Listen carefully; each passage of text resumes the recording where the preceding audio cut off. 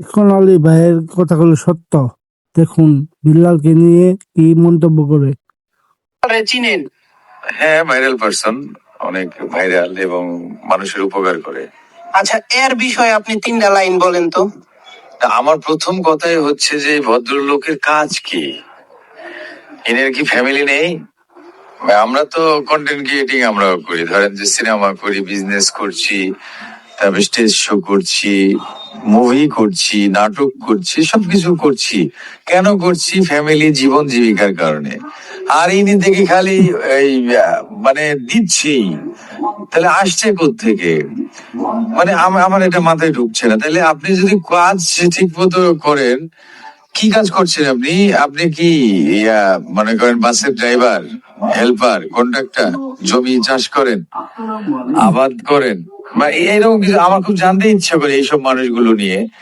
আপনি হেল্প করছেন অসহায় মানুষকে, আবার হেল্প করছেন, ঠিক আছে, হেল্প করছেন আপনি, মানে আপনার জায়গা থেকে যদি অন্য করে, যেমন আকাশও যদি করে, এটা সবাই করতে পারবে। আপনি যদি একজন অসুস্থ মানুষ আছে, সেই অসুস্থ মানুষের জন্য যে কোনো মানুষের কাছে যদি আপনি চান, যে কোনো মানুষ দিবে। কিন্তু আপনি এনে দিচ্ছেন বলে কি আপনি কাজ করবেন না নাকি? এই যে 3 মাসে 44 লাখ টাকা ইনকাম করছে, এটা আপনি 44 লাখ টাকা ইনকাম করছে, এটা আপনি জানেন না? মানে 3 মাসে 44 লাখ ইনকাম? হ্যাঁ।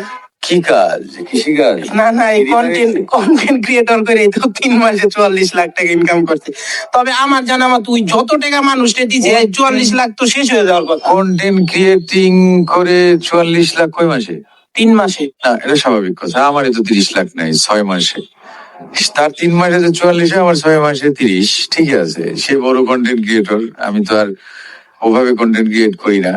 কিন্তু কথা হচ্ছে যে আমরাও তো মানুষকে হেল্প করছি, আমরাও মানুষকে দিচ্ছি, কিন্তু আপনি কাজ ফেলে রেখে স্ত্রী নেই, আপনি কি জানেন যে আপনি থটস অফ বিল্লালের ছেলে, মানে উই আপনার বাপ। এটা উই নিজেই বলছে যে বাংলাদেশের content ক্রিয়েটরদের father we.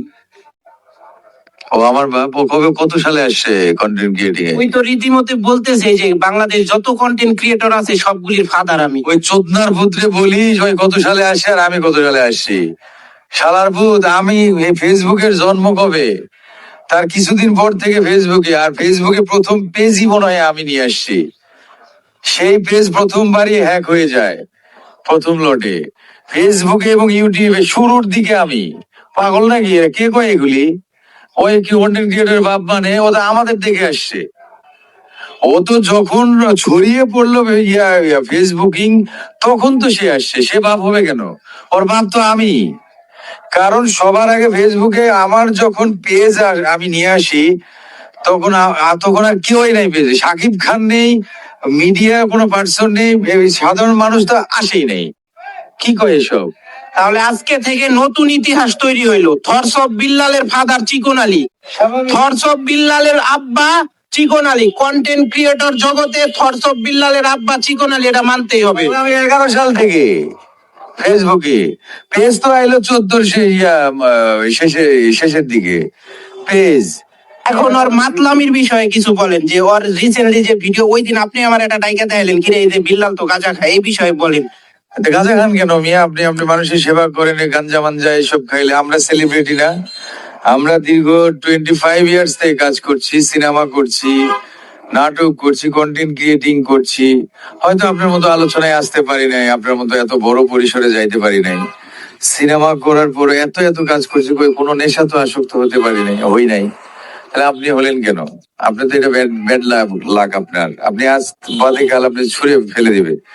Hero Alam যেমন খালি মাইয়া নিয়ে ইয়ে করছে, আপনি গাঞ্জা, আর একজন বউ মুরব্বী নিয়া, তারপরে আর আছে একটা জোয়ান পোলা নিয়া।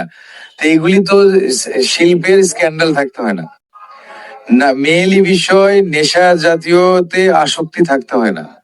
এতে করে একটা শিল্পী ধ্বংস হয়ে যায়। আপনি যত ভাইরাল হন, আর আপনি কি কন্টেন্ট ক্রিয়েটরের বাপ, আপনি আমার সামনে আইসেন তো, আপনাকে দেখে দিব কবে আপনি ইন করছেন আর কবে আমি ইন করছি, মাইন্ড করলাম।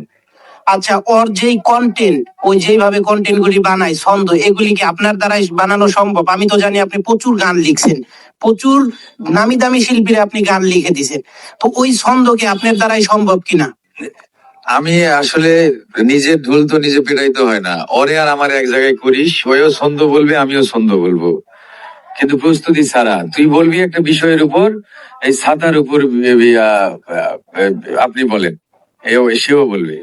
তুই আমারটা আগে রেকর্ড করবি, তারপরে তারটা রেকর্ড করবি। সে তো এটা ক্রিয়েশন করে বিভিন্ন জায়গা থেকে হয়তো করে ওভাবে, কিন্তু ইনস্ট্যান্ট আমরা একটা গান, আপনি আপনার সিচুয়েশনটা তো বলবেন আমাকে, বলার পর 10 মিনিট সময় দিবেন, আমি আপনাকে পুরো গান লিখে দিব। হয়তো নিজেকে জাহির করতে পারি, নিজের ঢোল নিজে পিটাইতে পারি নাই, কিন্তু এইগুলি খারাপ লাগছে যে ঠিক আছে আপনারা হেল্প করছেন, কিন্তু আপনারা কাজ কি করেন? শুধু মানুষকে হেল্প করে মানুষ চলতে পারে? তার মানে আপনি হেল্প করছেন, আমি অস্বীকার করি না, হেল্প করা খুবই ভালো, আমিও করছি। আমিও, আমার বাসাতে অনেক মানুষই আসে, আইসা বলে ভাই একটু, আমি কখনো আমার নাম্বার, আমার আশপাশের কারো নাম্বার দিই না, সরাসরি ওই রুগী, ওই ওই বিপদগ্রস্ত ওই মানুষটির নাম্বার দিয়ে দিই, ওই মসজিদ কমিটির নাম্বার দিয়ে দিই, ওই মাদ্রাসা কমিটির নাম্বার দিয়ে, ওই এতিমখানা কমিটির নাম্বার দিয়ে দিই।